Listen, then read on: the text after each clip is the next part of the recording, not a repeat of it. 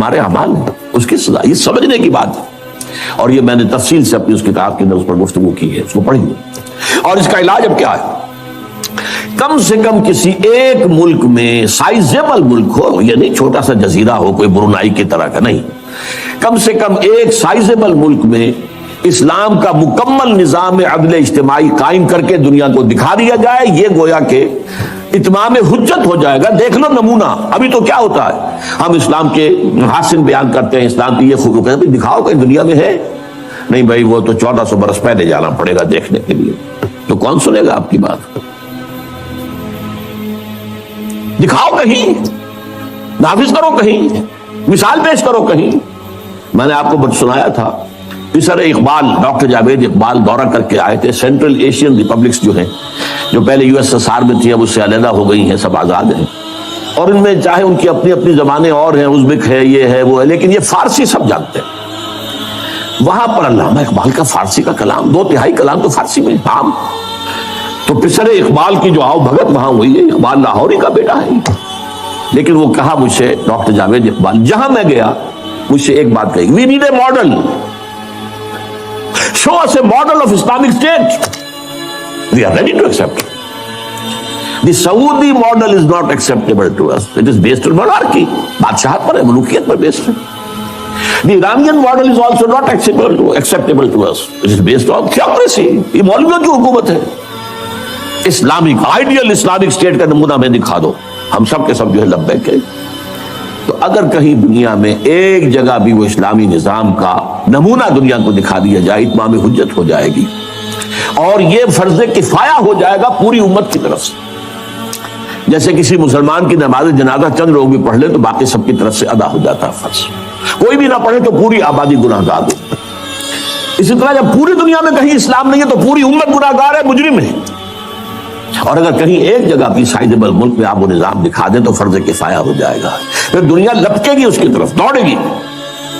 اس کے بعد ہوگا جاء الحق وزهق الباطل ان الباطل کان زہوقا، اس کے بعد وہ کیفیت ہو جائے گی جس کا نقشہ اقبال نے کھینچا ہے، آسماں ہوگا سحر کے نور سے آئینہ پوش، اور ظلمت رات کی سیما پا ہو جائے گی، پھر دلوں کو یاد آ جائے گا پیغام سجود، پھر جبیں خاک حرم سے آشنا ہو جائے گی۔ یہ جو عمرے کے لیے جاتے ہیں اور حج کے لیے جاتے ہیں، خاک حرم پر اپنی جبیں دیکھتے ہیں کہ نہیں؟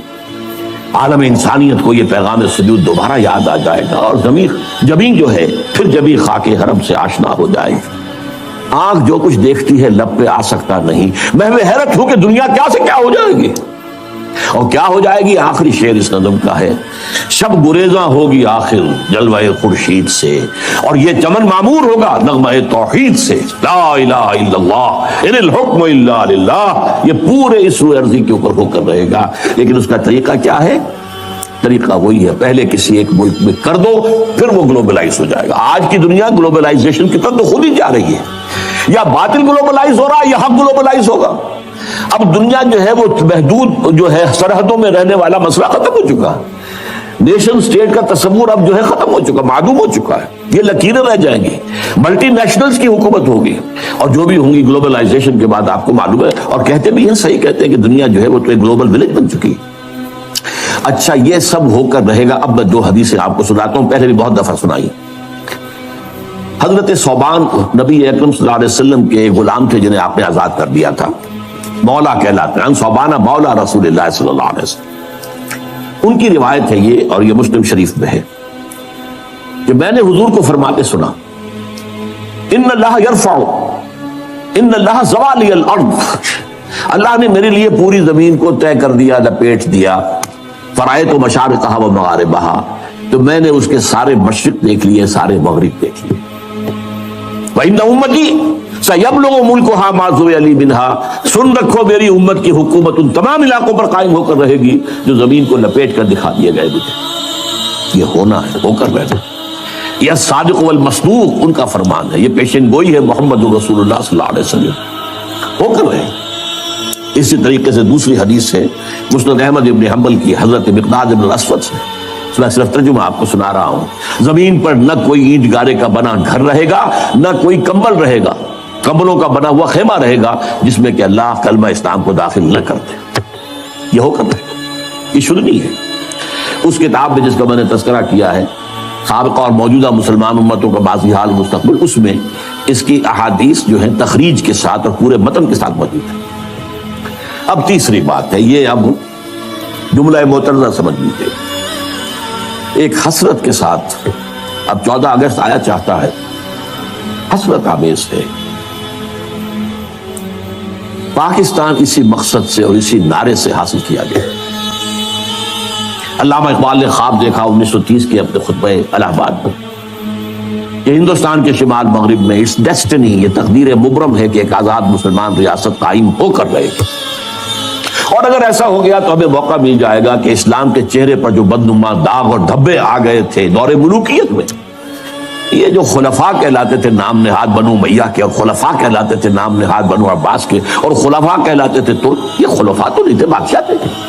ملوکیت، اس ملوکیت کے دور میں جو اسلامی تاریخ اس دور کی جو ہے وہ کیا واقعی ایسی ہے کہ دنیا کے سامنے ہم اپنے اعتماد کے ساتھ پیش کر سکیں؟ چاہے حادثہ کربلا، واقعہ ہررا، سینکڑوں تابعین کو قتل کیا جانا حجاج ابن یوسف کے ہاتھوں، ایک باتیں ایسی ہیں جن کو ہم دنیا کے سامنے جو ہے یہ اپنا پیٹ کھول سکیں. یہ تاریخ تو اسلام کے چہرے پر جو بدنما داغ اور دھبے لگ گئے تھے انہیں ہٹا کر صحیح اسلام کی ایک تصویر، یعنی اس سے پہلے خلافت راشدہ کا نظام تھا، اس کو اب قائم کر.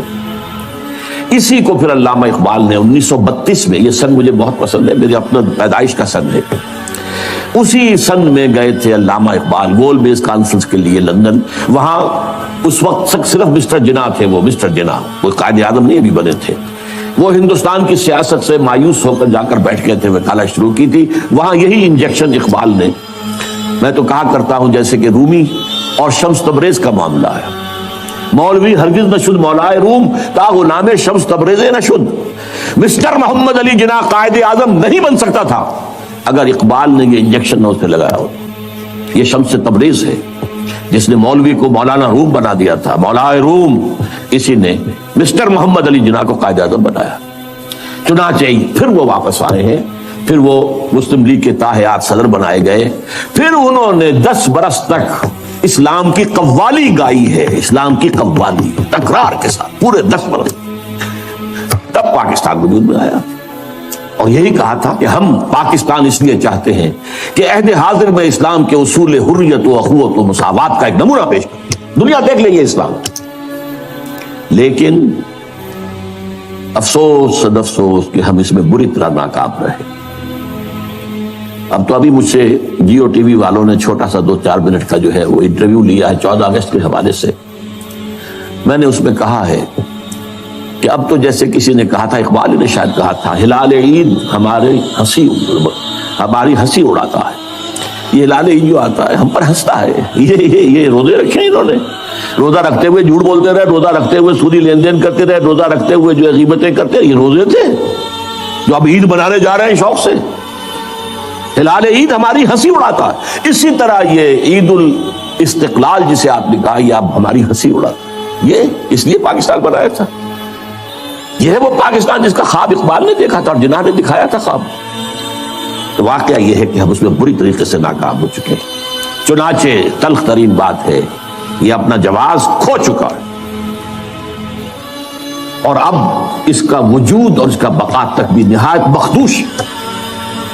یہ تقریر بھی 3.5 سال پہلے میں اسی جگہ پر کر چکا ہوں. پاکستان کے وجود کو لاحق خطرات و خدشات صرف ایک ہفتے بعد کی تھی میں نے، 22 فروری کو کی تھی وہ، کہ موجودہ عالمی حالات میں اسلام کا مستقبل کیا ہے. دین کی حیثیت سے فوری طور پر اور مستقبل قریب میں اسلام کا کوئی مستقبل نہیں. ہاں مذہب کی حیثیت سے زندہ رہ جائے گا، ٹھیک ہے، جاؤ مسجدوں کو رکھو روزے، ہمیں کوئی پرواہ نہیں، نظام ہمارا ہوگا، یہ پولیٹیکل سوشو اکنامک سسٹم ہمارا ہوگا. اسی طریقے سے میں نے ایک ہفتے بعد 29 فروری کو اسی سال تقریر کی تھی، پاکستان کے وجود کو لاحق خطرات و خدشات. یہ دونوں کتابچے اور موجودہ اور سابقہ مسلمان امتوں کا ماضی حال اور مستقبل یہ ایک پیکٹ کی شکل میں انشاءاللہ باہر آپ کو مل جائے گا. بہرحال اب صورتحال میں نے پھر آپ سے کہا ہے، میری ان دونوں تقریروں میں مایوسی کا غلبہ ہے، لیکن آج میں وضاحت کر رہا ہوں یہ مایوسی ہے موجودہ حالات اور قریب کے مستقبل کے اعتبار سے. جس کو میں نے مستقبل بعید کہا ہے اس سے میں مایوس نہیں ہوں، اور جب تک بھی چاہے پاکستان کے بارے میں خدشات ہیں اور دنیا پیشن گوئیاں کر رہی ہے، سن 2010 میں، 2020 میں، 2015 میں پاکستان کے نام سے دنیا میں کوئی ملک نہیں ہوگا، لیکن یہ کہ جب تک سانس تب تک آس، محنت کرنی ہے، جدوجہد کرنی ہے، کوشش جاری رکھنی ہے، بڑی